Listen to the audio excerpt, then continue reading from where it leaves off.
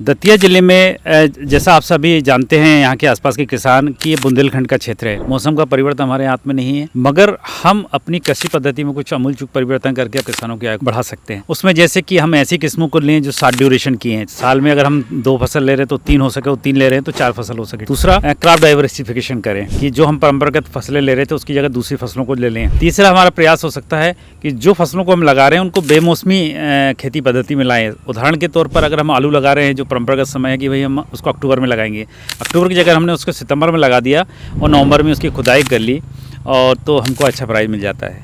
अगर हमने जैसे अगर भिंडी की बात करें, अगर भिंडी हम आमतौर पर मई जून में लगाते हैं और बारिश में भिंडी आती है, मगर अगर गर्मी में ग्रीष्मकालीन अगर भिंडी ले ली जाए फरवरी के महीने में, और जिसका उत्पादन हमको होली के आसपास मिल जाए, तो हम अच्छा खासा पैसा कमा सकते हैं। इसी तरह से अगेती फूल गोभी, जिसमें हम जून में उसकी पोट डाल के और अगस्त में उसकी बिक्री चालू कर देते हैं, तो हमारा अच्छा खासा पैसा हमारे किसानों को मिलता है, डबल और ट्रिपल यूँ कहें। मगर जब परंपरागत समय इसी खेती का आता है तो हम 15 सितंबर के बाद इसकी पोट डालते हैं और अक्टूबर में इसकी रोपण करते हैं, और उत्पादन हमको नवंबर दिसंबर में मिलता है। तब तक जाके रेट काफ़ी डाउन हो जाता है। वही ज़मीन है, वही बीज है, वही लागत है, वही मेहनत है, मगर आय आपकी कई गुना कम हो जाती है। और जो हमने किस्मों का चुनाव किया है उसका मौसम के अनुकूल उसके समय में फेरबदल, उसकी सोइंग टाइम में, उसकी हार्वेस्टिंग टाइम में, और साथ ही कुछ इंटरकल्चर ऑपरेशंस भी हम करें, कुछ हार्मोन्स का उपयोग करें,